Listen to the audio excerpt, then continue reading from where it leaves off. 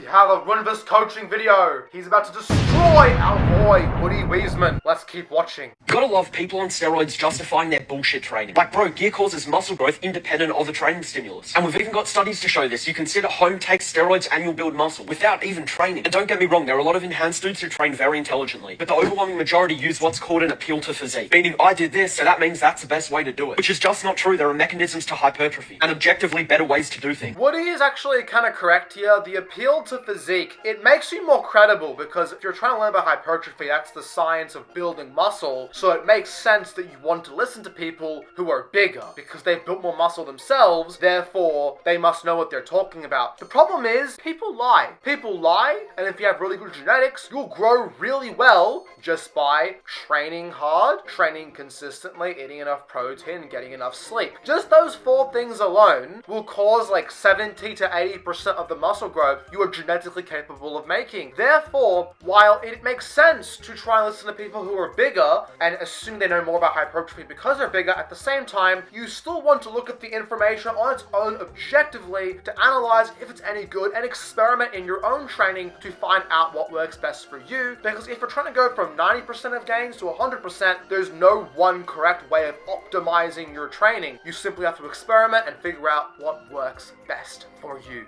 Gotta love people bitching about appealing to physique and then appealing to physique at the end. You f***ing idiot. Oh, this is getting juicy. It's like I'm watching a high school drama all over again where the popular girl is telling the nerdy girl that she's a loser because the guy she likes, Brad, was busy dating Jessica.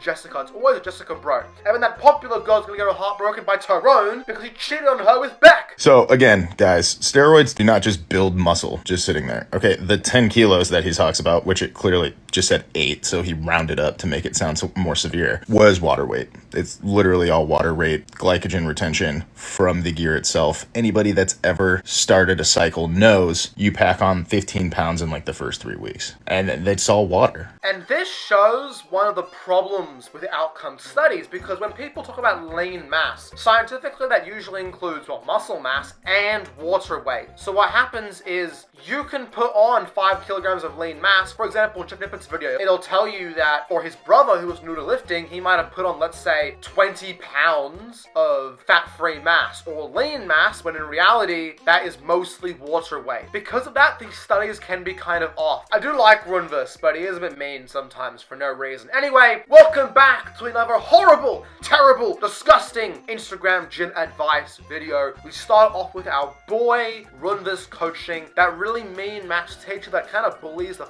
out of you for getting a question wrong, but at the end of the day, just wants to help you get better at maths. Anyway, I have a few more videos here that are quite funny by science-based lifters, and first off, we have the king of science-based lifters, Yo Talks. I might make a whole video on him one day because he is hilarious, but for now, we'll stick to this one video.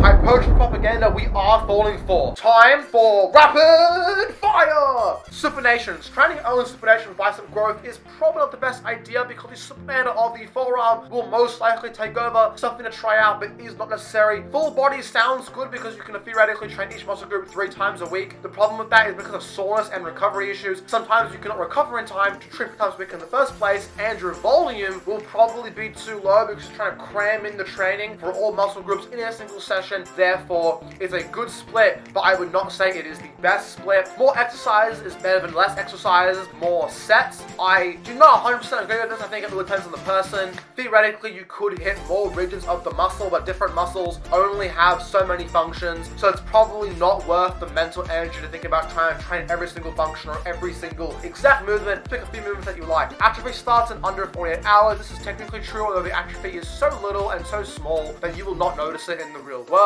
Protein is overrated. That's not true. Without protein, you literally cannot grow, but I just see where it's coming from, as once you have the minimum amount of protein from max muscle protein synthesis, having any more than that doesn't have much of a benefit. Heart rate monitor in gym, wear a smartwatch. Kelsos are a good exercise for the mid and lower traps. However, they are not better than a standard upper back bias row because of their inability to train other muscles like the rear delts, rhomboids, etc. One set on everything, no, not on volume, maximize muscle growth. Law of diminishing returns is a thing where a third set will course less muscle growth in the second set and the first set. However, you will always get more growth doing more volume, assuming you can recover from it. Seatbelt on pushdowns, really unnecessary. Main gaining can work, although my personal experience, I have made more gains bulking and cutting. And carb maxing carbs are good for you. Have your carbs. And that is the end of our rapid fire. On to the next video.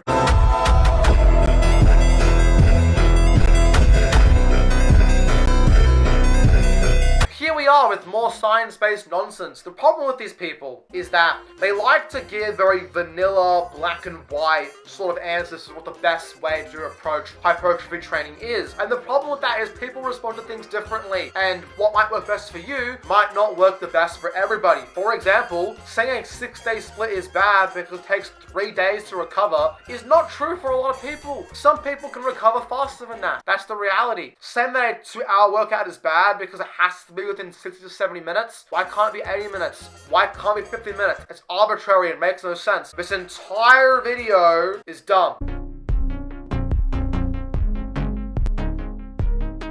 Uncomfortable truths about bodybuilding. You have to go to failure. Not true. You can be a few reps in reserve and still grow plenty of muscle. Time under tension matters.